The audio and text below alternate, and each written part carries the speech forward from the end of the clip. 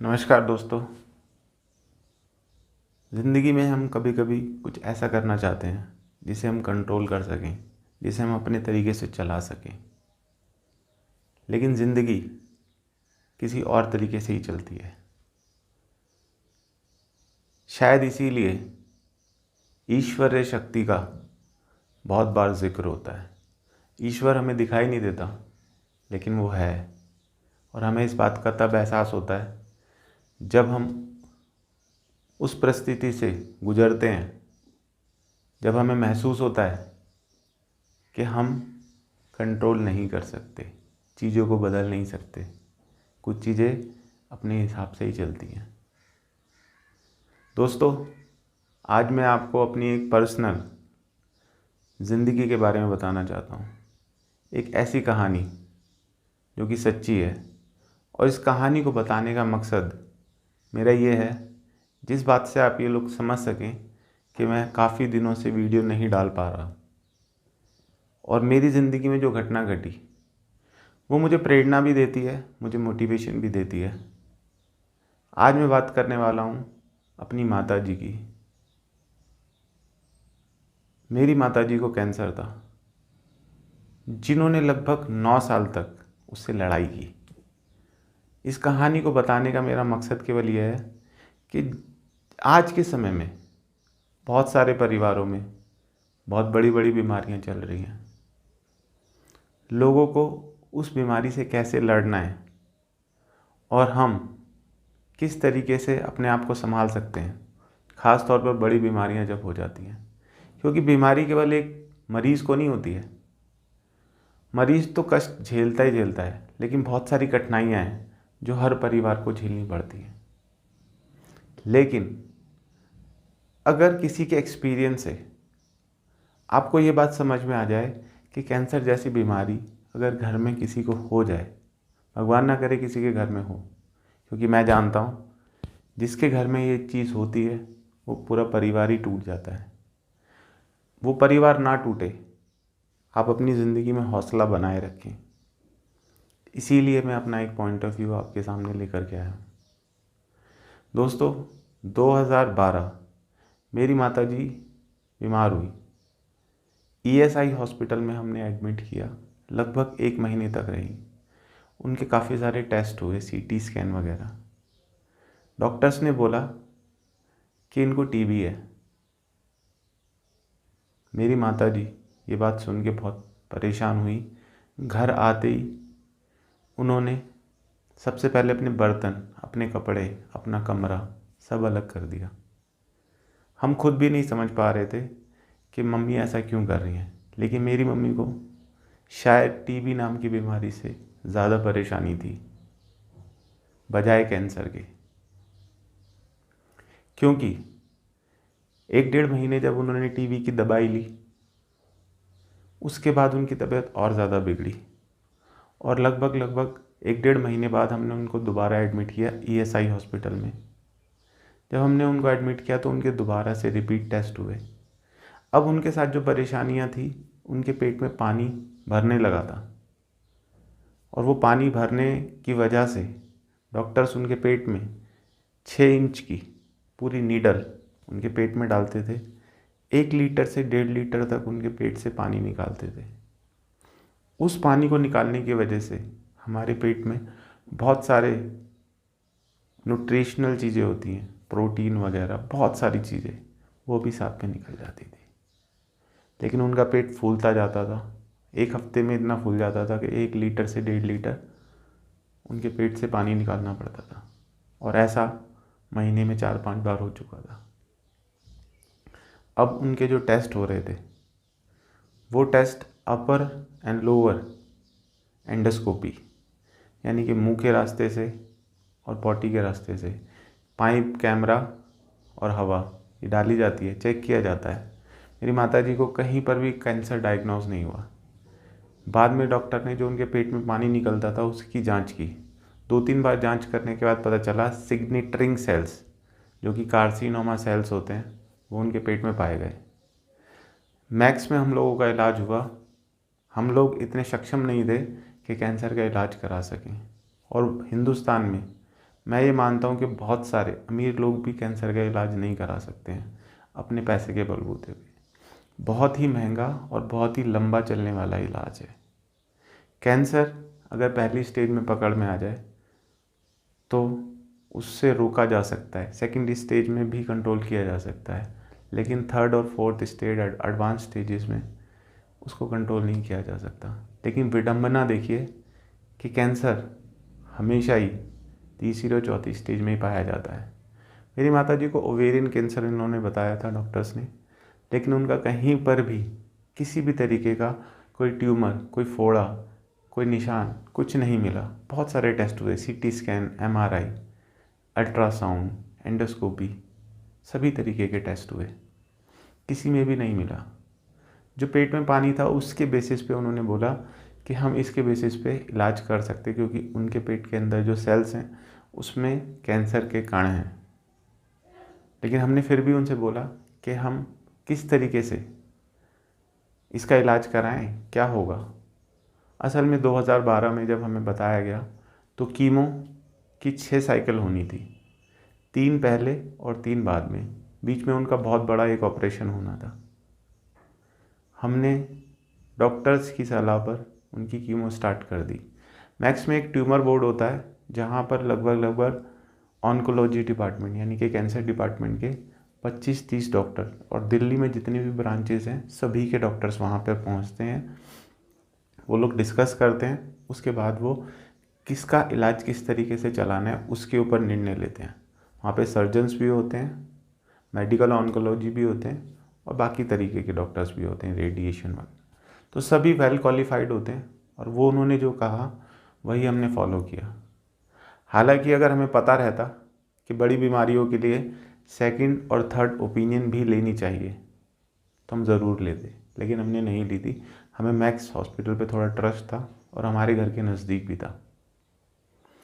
मेरी माताजी इस बात से थोड़ी ज़्यादा खुश थी कि उन्हें टीबी नहीं है और उनको कैंसर है, क्योंकि वो टीबी से थोड़ी नफ़रत करती हैं, क्योंकि छुआछूत की वजह से उनको ऐसा लगता था कि उनके परिवार के हम लोग, उनके बच्चे, उनको किसी को उनकी वजह से वो टीबी ना फैल जाए।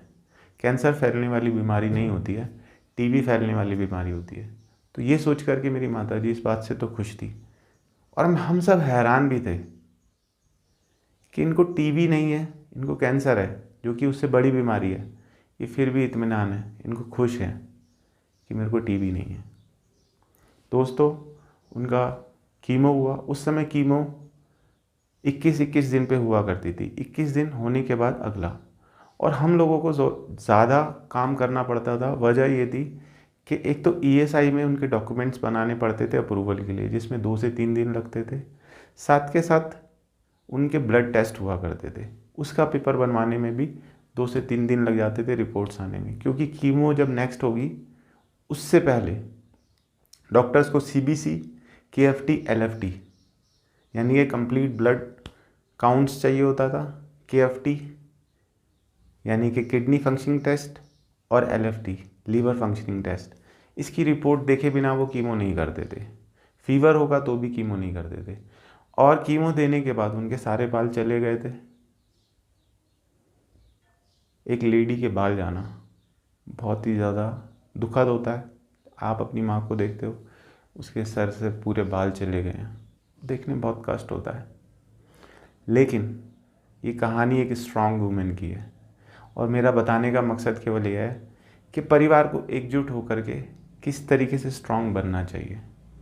मेरी माताजी ने कैंसर डायग्नोज होने के बाद, उनकी कीमो होने के बाद, ऑपरेशन होने के बाद, फिर उसके बाद दोबारा 3 कीमो होने के बाद जब वो ठीक हो गई तो बाकी के बचे हुए जो 8.5 साल उन्होंने अपनी ज़िंदगी को इस तरीके से जिया। हालांकि हॉस्पिटल्स के हमारे महीने में 5, 6, 7 चक्कर लग जाते थे उसके बाद भी, लेकिन ओवर द टाइम उन्हें उस बीमारी के साथ डील करना आ गया। बड़ी बीमारियों में पेशेंट के साथ कोई ना कोई अटेंडेंट रहना ज़रूरी है। अगर वो उतना पढ़ा लिखा नहीं है तो कोई पढ़ा लिखा अटेंडेंट भी होना बहुत ज़रूरी है, क्योंकि डॉक्टर्स बहुत सारी ऐसी चीज़ें बताते हैं बीमारियों के बारे में जो पढ़ा लिखा इंसान थोड़ा आसानी से समझ लेता है। जब उनकी बीमारी निकली तो उस बीमारी को उन्होंने बोला प्राइमरी पेरिटोनियल कार्सिनोमा। प्राइमरी यानी कि मुख्य जो मुद्दा है, कार्सिनोमा यानी कि कैंसर, पेरिटोनियल यानी कि पेट के अंदर की एक तरीके का जाल, एक तरीके का नेट, एक तरीके की लाइनिंग्स जो हमारे पेट के अंदर होती हैं, उनका फंक्शनिंग क्या होता है कि हमारे ऑर्गन्स को बचाए रखने के लिए उसमें पानी का लेवल मेंटेन करना उसका काम होता है पेरिटोनियल का। वो पानी का लेवल मेंटेन करती है ताकि किसी झटके से, दौड़ते समय, चलते समय, उठते समय हमारे ऑर्गन्स पे कोई झटका ना लगे, कोई एक्सीडेंट ना हो, उनको कोई नुकसान ना पहुंचे।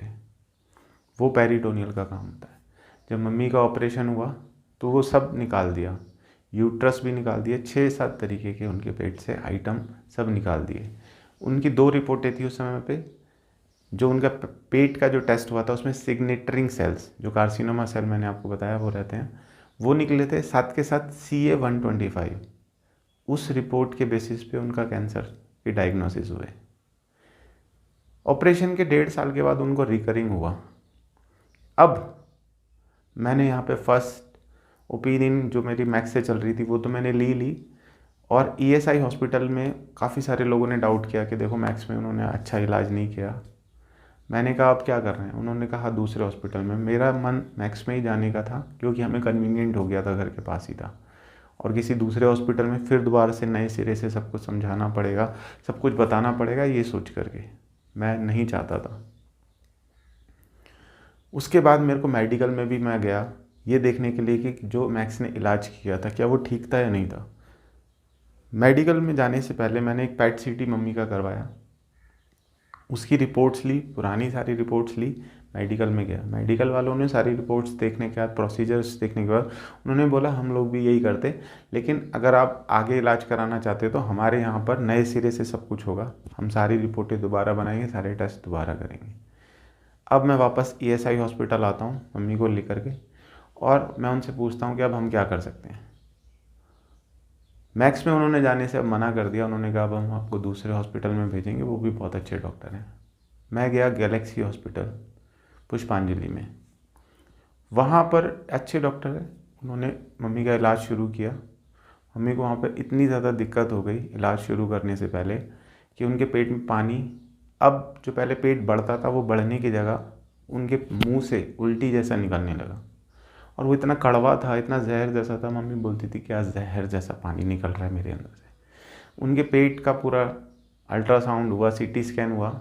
उस रिपोर्ट में, MRI में ये पता चला कि उनके आंतों में इन्फेक्शन आ गया है।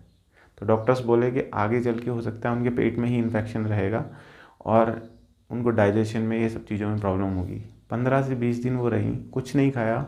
डॉक्टर्स ने उनको खाने के लिए भी TPN दिया, टोटल पेरेंटल न्यूट्रिशन, और साथ में उनके नाक से एक नली लगा करके उनके पेट से पूरा गंदा पानी निकाला, जो कि 15 दिन तक चला। ये एक सेकंड लाइफ थी मेरी मम्मी के लिए। इस बीच में मेरी मम्मी ने जो 1.5 साल का पीरियड था उसमें कुछ भी उनको दिक्कत नहीं हुई, बिल्कुल वो ठीक हो गई। और उन्होंने बोला मुझे तो कैंसर था ही नहीं और मुझे कभी हुआ भी नहीं था, लेकिन ये जो दोबारा वो बीमार पड़ी तो हम सब लोगों को झटका लगा, हम सब लोग दोबारा परेशान हुए क्योंकि दोबारा कैंसर आ गया था। हमने बताया नहीं था उनको, लेकिन जब बीमारी चलेगी और कैंसर डिपार्टमेंट में आप जाओगे, कीमो दोबारा चढ़ेगी, तो बस समझ में आ जाता है पेशेंट को। आप पेशेंट से कितने दिन तक छुपा सकते हैं? नहीं छुपा सकते।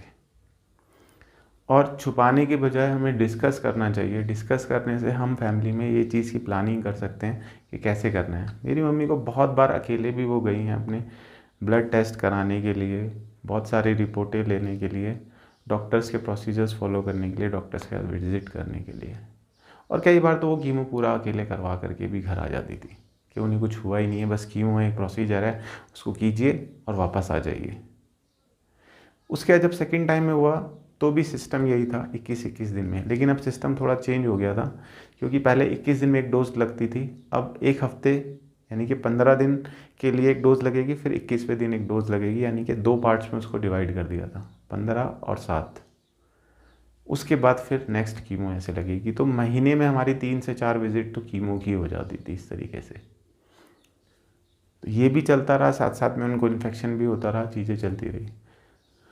पैनल हट गया, फिर हम उसी कीमो को कंटिन्यू करने के लिए एक तीसरे हॉस्पिटल में गए। शांति मुकुंद हॉस्पिटल में। बाकी का इलाज मम्मी का वहीं चला।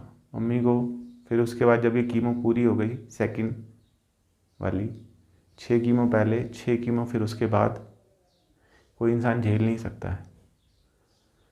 फिर मम्मी फिर 2-3 साल तक के लिए अच्छे से रहीं, बहुत सारी शादियां अटेंड की, घर में भी खूब एंटरटेनिंग रही, नाचती कूदती रही। सबसे बड़ी बात, मेरी मम्मी हमेशा खाना सबके लिए बनाती थी और बीमारी में भी, कीमो के बाद भी घर पे आ रहा करके खाना बनाती थी और सब लोगों को खिलाती थी। घर पे कोई मेहमान भी आ जाए तो 2-2 3-3 घंटे अगर उनको किचन में खड़े रहना पड़े तो भी उनको कोई परेशानी नहीं थी। मेहमानों के लिए खुशी देने के लिए वो खुश रहती थी। खुश रहने का नाटक नहीं था, वो ऐसी थी, जिंदा दिल थी। अब पिछले साल सितंबर में मेरी माता जी का स्वर्गवास हो गया और मैं पिछले 2 महीने, उससे पहले 2 महीने से पहले से ही, यानी कि 10 महीने हो चुके हैं इस बात को, 10 से 11 महीने, मैंने यूट्यूब पे वीडियोस बनाना ही छोड़ दिया था।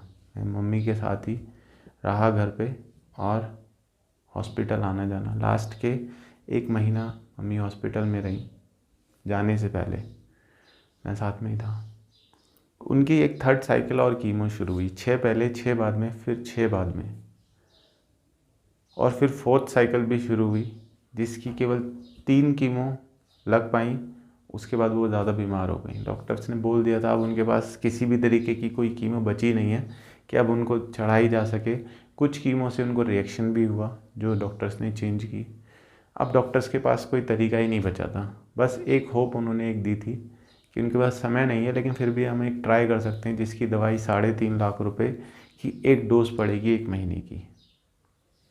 मैंने ESI हॉस्पिटल में जा कर के डॉक्टर्स को बताई ये बात। उन्होंने कहा कि आप दवाई ले आइए, लेकिन उससे पहले कुछ टेस्ट होने थे। उस टेस्ट ऐसे होते हैं, जीनोम्स टेस्ट बोलते हैं उसको, जेनरिक टेस्ट होते हैं जो बॉडी का पूरा पता लगाते हैं, जिसमें समय लगता है उसकी रिपोर्ट आने में। साथ के साथ उनका एक बायोप्सी लेना था, वो टेस्ट पॉसिबल नहीं था क्योंकि बाद में आकर के मम्मी के पूरे शरीर में कैंसर फैल चुका था। 3री और 4थी बार में PET CT में पूरा का पूरा स्कैन ऐसे आया था। मेरी मम्मी की जो पूरी जर्नी थी वो उन्होंने इंडिपेंडेंटली की, कभी भी बीमारी को अपने आगे आने नहीं दिया और वो खुशी खुशी हंसी मजाक फंक्शन सब कुछ करते हुए ही गई हैं। तो आज का जो मेरा मकसद था केवल आपको ये बताने का था कि अगर किसी के साथ कैंसर जैसी बीमारी या कोई भी, जैसे किडनी की बीमारी, डायलिसिस होते हैं, उनके महीने में 7-8 विज़िट हॉस्पिटल्स के हो जाते हैं, टेस्ट अलग होते हैं, ये तो ट्रीटमेंट के विज़िट्स हैं। तो घबराना नहीं है। सबसे पहली बात, कोई भी बीमारी हो जाए पेशेंट को भी नहीं घबराना है, खुद भी नहीं घबराना है, क्योंकि मैंने देखा मेरे काफ़ी सारे फैमिलीज़ में और जानने वालों में कैंसर हुए 2-3 साल में लोग एक्सपायर कर जाते हैं। 9 साल खींचना एक कैंसर जैसी बीमारी को, 3-3 4-4 टाइप की कीमो, पूरी साइकिल्स झेलना आम आदमी के बस की नहीं है। और उसके साथ साथ जो सबसे इम्पॉर्टेंट बात है, देखिए बीमारी चाहे कोई भी हो, एक लिविंग तरीका होता है ज़िंदगी जीने का। आप बीमारी के साथ भी अपनी ज़िंदगी जी सकते हैं और खुशी खुशी जी सकते हैं और अपने काम खुद कर सकते हैं, यानी कि नहाना धोना, लैट्रिन बाथरूम, किसी की आप सपोर्ट नहीं ले रहे हैं किसी भी सूरत में। वो पेशेंट मेरी मम्मी थी जिन्होंने कभी भी किसी की सपोर्ट नहीं ली, सारे काम लास्ट तक उन्होंने खुद किए। हाँ, जब वो हॉस्पिटल में जाती थी, ज़्यादा कमज़ोर हो जाती थी, तब तो देखिए सपोर्ट की ज़रूरत है, लेकिन जब वो ठीक हो गई तब भी उन्होंने किसी की सपोर्ट नहीं ली, खाना बनाया, सब कुछ किया। तो मेरा बताने का केवल मकसद दोस्तों यही है कि मैं जो वीडियोस बना रहा था वो मैंने स्टॉप इसलिए की, मैं खुद भी एक बहुत बड़े डिप्रेशन से बाहर निकलने की कोशिश कर रहा हूँ, अभी तक भी मैं नहीं निकल पाया हूँ, बहुत सारी प्रॉब्लम्स में घिरा हुआ हूँ, लेकिन मैं अब कोशिश करूँगा कि आपको रेगुलर्स वीडियो दे सकूँ। जो मैंने आपको अपनी पर्सनल एक्सपीरियंस आपके साथ शेयर किया है, ये मैंने इसलिए किया है कि किसी भी तरीके का कैंसर से रिलेटेड कोई भी पेशेंट अगर आपकी कोई जानने में है, आप मुझसे एक चीज़ ज़रूर सलाह कर सकते हैं कि आपको आगे की लड़ाई कैसे लड़नी है, घर वालों को किस तरीके से स्टैंड करना है, कैसे आपको सपोर्ट करना है, ट्रीटमेंट को समझना है, उसके टाइम स्केड्यूल को समझना है, और पेशेंट कितना रिस्पॉन्ड करेगा नहीं करेगा ये उसकी खुद की विल पावर पे है, और उसकी विल पावर उसकी फैमिली होती है। और अगर किसी भी बड़ी बीमारी में फैमिली साथ दे तो पेशेंट को हौसला मिलता है। तो कभी आप ना टूटें, पेशेंट कभी नहीं टूटेगा। पेशेंट तो झेल ही रहा है सब तरीके की परेशानियाँ, और वो झेलेगा भी, लेकिन वो आप कम कर सकते हैं उसका सपोर्ट करके, उसको हेल्प करके, और उसको इंडिपेंडेंट ही रहने दीजिएगा। उसकी इतनी सपोर्ट मत कीजिए, उसको ये महसूस मत होने दीजिए कि आप कुछ नहीं कर सकते, आप बीमार हैं, आप बेड पे पड़े रहेंगे। और कोई भी इन्फेक्शन, देखिए कीमो देने के बाद बहुत सारे एलर्जीज़ होती हैं, इन्फेक्शन होते हैं, छाले पड़ जाते हैं, कुछ खाया नहीं जाता, बहुत सारी दिक्कतें होती हैं। वहाँ लड़ना है, दवाइयाँ टाइम से लेनी है। और सबसे बड़ी बात, देखिए हमारा इलाज ईएसआई हॉस्पिटल से हुआ क्योंकि मेरे फादर के पास ईएसआई कार्ड था। अगर वो नहीं होता तो हम इलाज नहीं करा पाते। मुझे मालूम है 9 साल के अंदर सरकार ने लगभग जो उनका अपना पैसा खर्च किया होगा 1 करोड़ रुपए से खर्च कर दिया होगा। अब मैं 1 करोड़ रुपए आपको किस हिसाब से बता रहा हूँ, क्योंकि मुझे पता है जिस डॉक्टर की फ़ीस हम मैक्स में 60 रुपये देते थे ईएसआई पैनल की वजह से, जो कि बाद में लास्ट में आते आते 150 रुपये हो गई थी, उस समय पे 500 रुपये कंसल्टेशन फ़ीस जाती थी और हम 60 रुपये देते थे। बाद में वही फ़ीस 700 रुपये हो गई, हम 150 रुपये देते थे। और जो दवाइयाँ कीमो की हम लोगों को मिलती थी, यानी कि हॉस्पिटल से जो बिल आता था हमें पे नहीं करना होता था, ईएसआई पे करता था, उसकी कॉस्टिंग 30,000 40,000 आती थी एक डोज़ कीमो की चढ़ने की, एक दिन के डे केयर के, जिसमें मम्मी सुबह जाती थी 9 बजे और 7-8 बजे तक फ्री होती थी। 10-12 बोतल उनको कीमो की लगाई जाती थी, अलग अलग तरीके की दवाइयाँ। तो वो जब होता था तो इस तरीके से उनका बिल बनता था। सेम यही बिल कोई आप कैश में पे करते हैं तो 1,00,000 रुपये 90,000 रुपये के आसपास का बिल आता था। और मेरी माता जी ने तो एक कीमो की जो एक पूरी 21 दिन की साइकिल है उसमें 7-7 दिन की साइकिल्स भी ली हैं, यानी कि उस दवाई को जो डोज़ उनको देनी है वो 3 बार में उन्होंने कर दी। ये रूल्स आते रहते हैं अलग अलग तरीके के। पहले 21 दिन में होती थी एक डोज, बाद में 15 दिन 7 दिन का हो गया, फिर बाद में 7-7 दिन का हो गया, फिर दोबारा से 15 और 7 का हो गया। तो ये चलता रहता है। इनकी एक काउंसिल है जो कि अमेरिका और बाकी सभी देशों के साथ मिल कर के यहाँ के बड़े बड़े डॉक्टर्स मीटिंग लेते हैं और फिर डिसाइड करते हैं कि किस पेशेंट्स को किस किस तरीके से फ़ायदा हुआ और वो डोजेस किस तरीके से दे सकते हैं। प्रॉपर इलाज देखिए तभी हो सकता है जब आपको पहले ही पता चल जाए, लेकिन कैंसर एक ऐसी चीज़ है जिसका पता चलना काफ़ी देर में पता चलता है।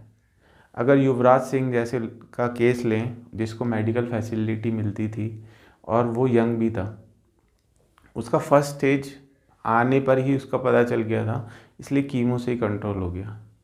लेकिन ज़्यादातर केसेस में आप ये मान के चलिए अगर एक बार कैंसर हो गया और वो सेकंड और थर्ड स्टेज में आ गया है तो आपको बहुत लंबा जाना पड़ेगा और बहुत लंबा इलाज चलेगा। तो आपका माइंडसेट ज़रूर ये सही रहना चाहिए और प्रॉपर नॉलेज के साथ अगर आप जाते हैं सीखने के लिए, बहुत सारी चीज़ें हैं, आप डॉक्टर की बहुत सारी चीज़ें सीख जाते हैं क्योंकि रेगुलर वही दवाइयाँ, वही मेडिसिन, वही कीमो, उस तरीके का प्रोसीजर, उससे पहले क्या क्या टेस्ट होंगे, सीबीसी की, FT, LFT, CA-125, CT scan, PET scan regularly चलता रहेगा, बहुत सारी तरीके की। साथ के साथ जो वेन्स हैं वो मेरी मम्मी की पूरी डैमेज हो गई थी क्योंकि पहले वेन्स से दिया जाता था कीमो, और कीमो पूरे शरीर को ख़राब कर देता है। वेन्स डैमेज हो जाने के बाद कीमो पोर्ट लगा, एक कीमो पोर्ट ख़राब हुआ, दूसरा कीमो पोर्ट लगा, पहले में इन्फेक्शन आ गया था। तो बहुत सारे प्रोसीजर्स हैं, लेकिन घबराइए मत, सरकार साथ में है। सरकार ने बहुत पैसा खर्च किया मेरी माता जी के लिए, जीवित रहने के लिए, उनके लिए ख़ास तौर पे मैं बोलूँ। और किसी भी भ्रांति में मत रहिएगा कि आयुर्वेद में इलाज है या किसी चीज़ में है। आपको जो करना है आप आयुर्वेदिक दवाइयाँ भी लीजिए, जो भी तरीके आप यूज़ करना चाहते हैं आप कीजिए, लेकिन जो भी इलाज है उससे बड़ा इलाज आपका घर है। आप पेशेंट को कितना हौसला देते हो और पेशेंट खुद कितना विल पावर दिखाता है अपने अंदर कि वो इस बीमारी से लड़ सकता है। देखिए, माँ का जाना बहुत दुखदाई होता है, हम सहन नहीं कर पाते। मैं अभी तक भी इस चीज़ को बर्दाश्त नहीं कर पाया हूँ, लेकिन फिर भी आपसे हाथ जोड़ के माफ़ी चाहता हूँ, क्योंकि आप लोगों की भी कुछ ना कुछ एक्सपेक्टेशंस रहती हैं। अपने व्यूवर्स अपने यूट्यूबर से चाहते हैं इन्फॉर्मेशन देना, मैं इन्फॉर्मेशन दूंगा, क्योंकि मेरा जो मेन मकसद था इस चैनल को बनाने का वो रिटेल में काम करने वाले न्यू एम्प्लॉयज़ जिनको नहीं पता कैसे काम करना है, प्रोडक्ट नॉलेज नहीं है। देखिए, सबसे बड़ा गुरु कस्टमर होता है और कस्टमर को भी अवेयरनेस की ज़रूरत होती है। उसके लिए भी गुरु कई बार या इन्फॉर्मेशन देने वाला, सही इन्फॉर्मेशन देने वाला कस्टमर सर्विस एसोसिएट्स होता है जो वहाँ पर देता है। तो मेरा चैनल में मैं कोशिश करूँगा वापस से दोबारा से वीडियोस आपके लिए डालूँ। आज के लिए मैं इतना ही चाहता हूँ। आगे से मैं रेगुलर वीडियो दूंगा आपको, प्रोडक्ट नॉलेज, जो भी आपको अवेयरनेस चाहिए रिटेल से रिलेटेड उसके लिए।